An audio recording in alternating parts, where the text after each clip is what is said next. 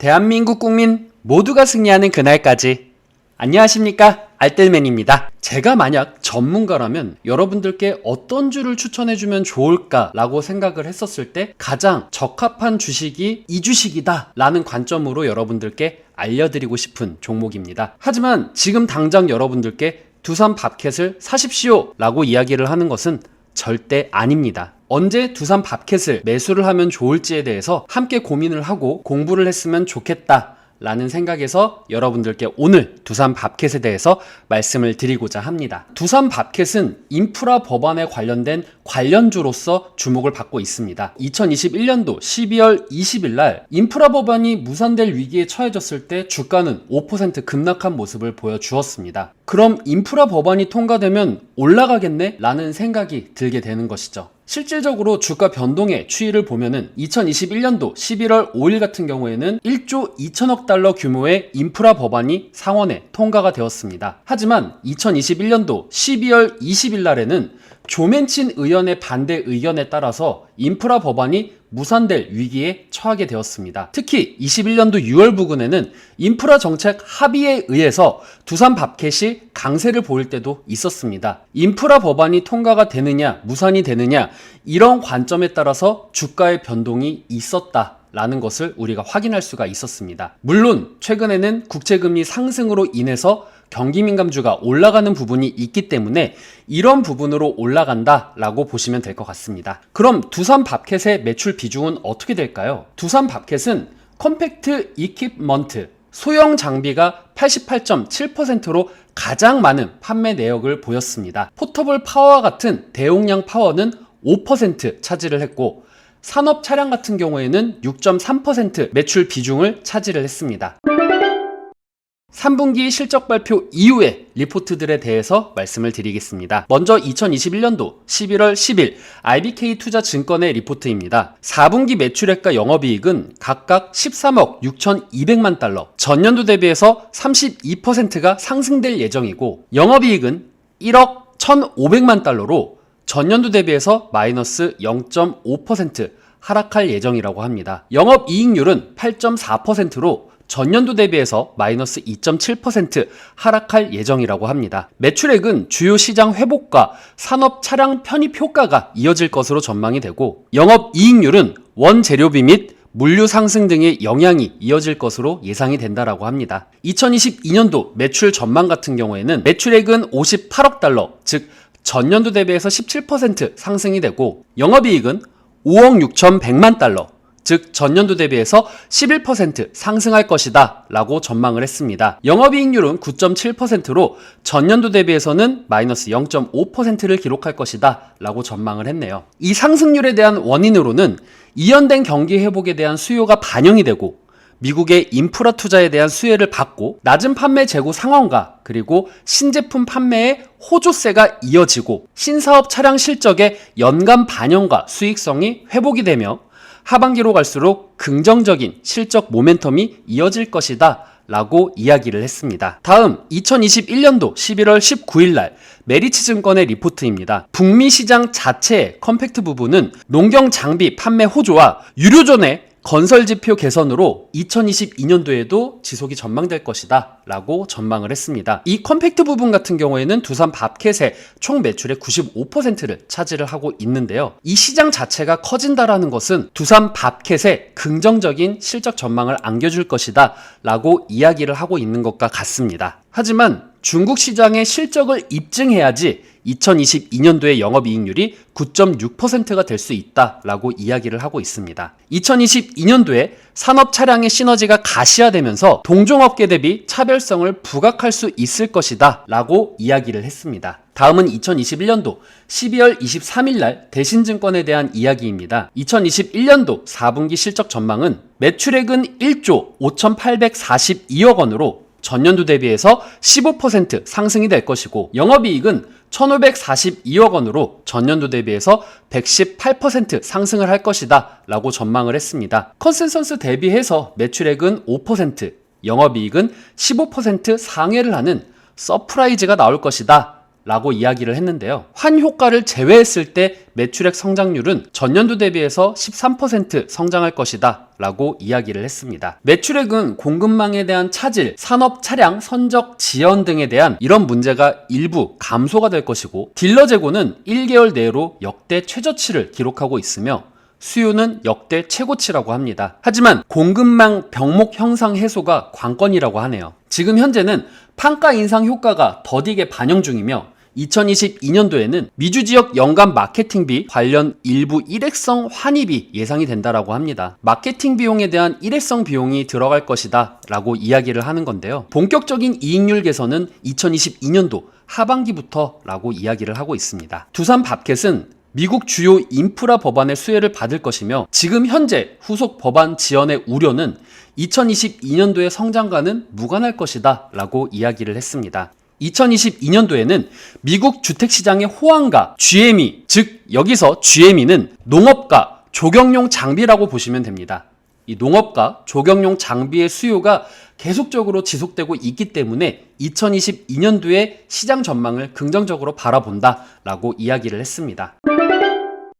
평균치를 봤었을 때 21년도 대비 22년도는 18% 상승을 하고 영업이익은 10% 상승하는 모습을 보여주고 있습니다. 분기별 실적 전망 같은 경우에는 메리츠증권 하나만 있었기 때문에 신뢰도는 떨어질 수 있습니다.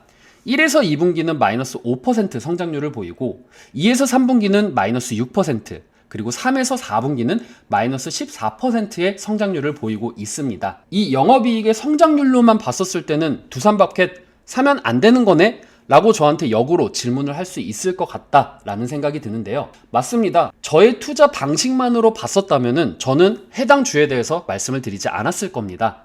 영업이익이 점차적으로 떨어지고 있기 때문에 그럼 손실 아니야? 라고 생각할 수가 있는 부분이 있기 때문이죠. 하지만 제가 왜 여러분들께 두산 밥켓에 대해서 이야기를 하는지에 대해서는 다음 장에 말씀을 드리도록 하겠습니다. 2022년도 1월 6일 날 기사가 나왔는데요. 두산 밥켓의 세계 최초 완전 전동식 콤팩트 트랙 로더가 발표가 되었다라고 기사가 나왔습니다. 때문에 해당 기사로도 주가가 올라간 모습을 보이기도 했습니다. 두산 밥켓의 목표 시가총액 및 적정 주가에 대해서 말씀을 드리겠습니다. 2022년도 기준 지배주주 당기 순이익은 4,014억 원이며 PER은 10.66이었습니다. 여기서 목표 시가총액을 구하면은 2022년도 목표 시가총액은 4조 2,789억 원이 됩니다.